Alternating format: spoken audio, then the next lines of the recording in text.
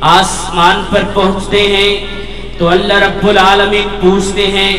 اے میرے فرشتوں کہاں سے آئے؟ تو یہ فرشتے اپنی زبان سے کہتے ہیں اور اس امر کا اعلان کرتے ہیں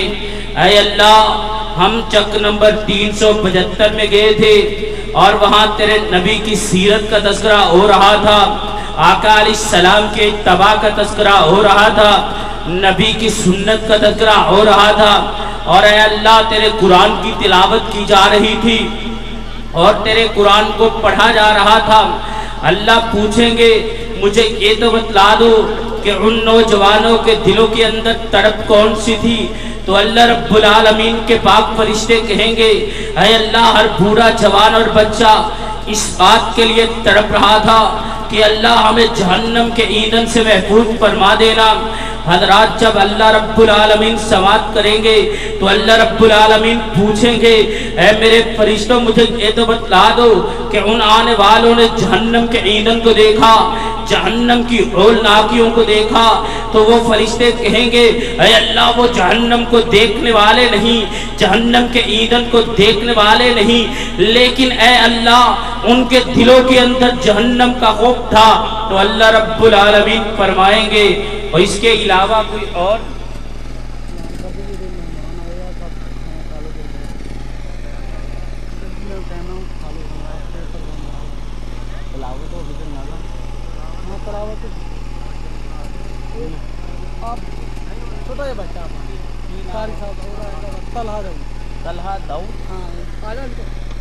حضرات آج کا یہ عظیم الشان پروگرام سماعت کرنے کے بعد اللہ رب العالمین پوچھیں گے کہ مجھے یہ تو بتلا دو میرے فرشتوں ان لوگوں کے دلوں کے اندر کس چیز کی طرف تھی؟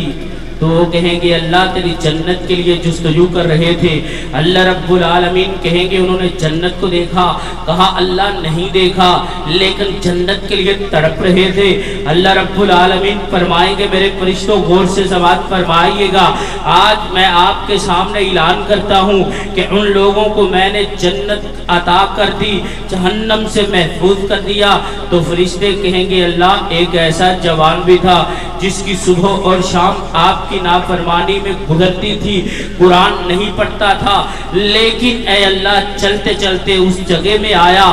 آپ کے قرآن کو سماعت فرمایا، آپ علیہ السلام کے فرمان کو سنا، اے اللہ کیا وہ بندے کو بھی آپ معاف فرما دیں گے؟ تو اللہ رب العالمین فرماتے ہیں کہ قرآن سننے کی بنا پر، سیرت مصطفیٰ صلی اللہ علیہ وسلم کانفرنس سماعت کرنے کی بنا پر میں اللہ رب العالمین نے اس بندے کے گناہوں کو بھی معاف فرما دیا ہے۔ اس لیے آپ تمام دوست و احباب بڑی عصمت والے ہیں کہ اللہ کے قرآن کو سننے کے لیے آئے ہیں، اپنے نرم و گرم بستروں کو چھوڑ کر کے آئے ہیں، نبی کے فرمان کے لیے آئے ہیں، اور آپ کا مقصد تب پورا ہوگا جب آپ احباب دل جمی کے ساتھ، محبت کے ساتھ، پیار کے ساتھ اس بے مثال پنڈال میں تشریف رکھیں گے۔ انتظامیہ نے بڑے اچھے انداز سے